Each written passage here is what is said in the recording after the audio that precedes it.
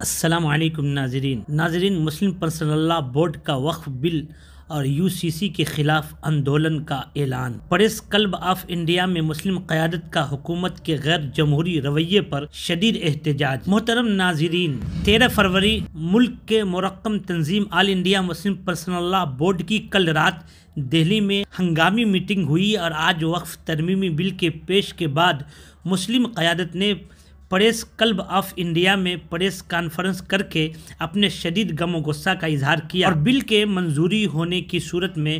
جمہوری جدوجہد کا انتباہ دیا۔ بورڈ دفتر سے جاری پریس ریلیز کے مطابق افسوس آج وقف ترمیمی بل راجیہ سبھا میں بھی پیش کر دیا گیا۔ جس طرح اس معاملے میں حکمراں پارٹی، اس کے خلیف جماعتوں یا پارلیمنٹ کی قائم کردہ GPC نے ہندوستانی مسلمانوں کے موقف اور GPC میں موجود حزب مخالف کے ممبران کی آراء کو مسلسل نظر انداز کر کے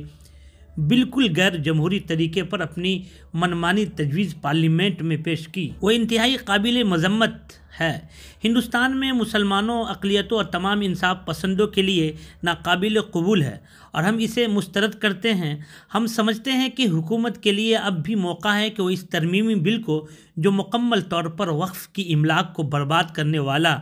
اور مسلمانوں کو ان کی مساجد، عیدگاہوں، مدارس، درگاہوں اور قبرستانوں کی زمینوں سے محروم کرنے والا ہے، واپس لے کر ایک ذمہ دار اور سب کا ساتھ سب کا وکاس کے لیے اپنے نعرے پر عمل کرے۔ ملک کے طور پر ملک کے طول و عرض میں موجودہ مسلمانوں کی تمام مسالک کی دینی و ملی جماعتوں، اہم دینی مدارس اور علماء دانشوروں نے GPC سے مل کر اور تقریباً 5 کروڑ مسلمانوں نے ای میل کے ذریعے بل کی مخالفت میں پرزور طور پر مدلل انداز میں اپنی رائے دی تھی۔ ظاہر ہے اس طرح کے امور و مسائل میں متعلقہ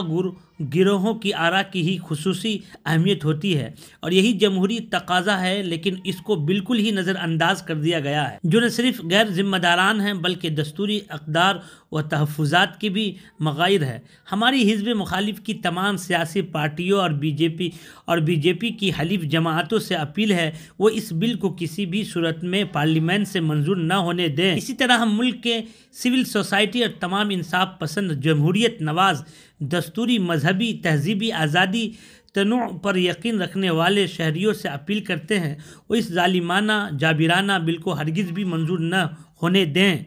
آج اگر یہ تفریق کرنے والا بل منظور ہو گیا تو آئندہ دوسرے طبقات و گروہوں کی وقف اراضی، عبادت گاہیں اور خیراتی ادارے بھی اس ظالمانہ طرز عمل کی زد میں آنے سے بچ نہیں سکیں گے۔ ہم یہ واضح کر دینا چاہتے ہیں کہ اگر یہ بل پارلیمنٹ سے منظور کر لیا گیا تو ہمارے لیے ہرگز بھی قابل قبول نہیں ہوگا۔ ہم ملک کے تمام انصاف پسند اور محب وطن شہریوں سے مذہبی طبقات اور گروہوں کو ساتھ لے کر اس کے خلاف پرامن طریقے پر تمام قانونی و جمہوری راستوں کو اختیار کرتے ہوئے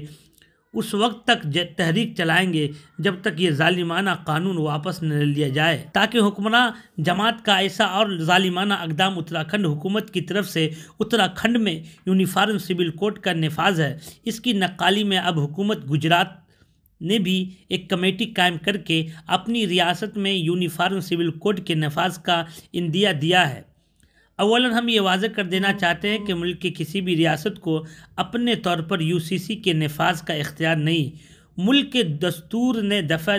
44 میں یہ اختیار مرکزی حکومت کو دیا ہے، وہ بھی اختیاری ہے اور تمام طبقات اور مذہبی اکائیوں کی مرضی کے تحت ہم اتراکھنڈ حکومت کی طرف سے نافذ اس غلط، غیر ضروری اور مذہبی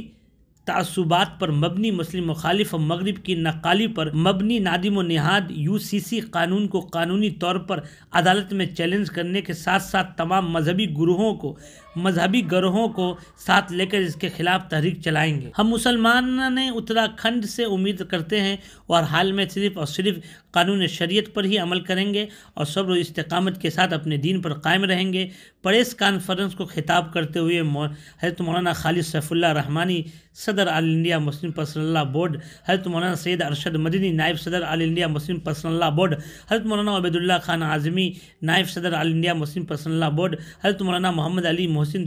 نقوی صاحب وغیرہ وغیرہ سب موجود تھے۔ تو محترم ناظرین، آپ لوگ بھی کمنٹ کریں اور بتائیں اس رائے کو جب نفاذ کر دیا گیا ہے تو ہمیں کیا صورت اپنانی چاہیے، اس کے بارے میں ضرور کمنٹ کریں اور بتائیں۔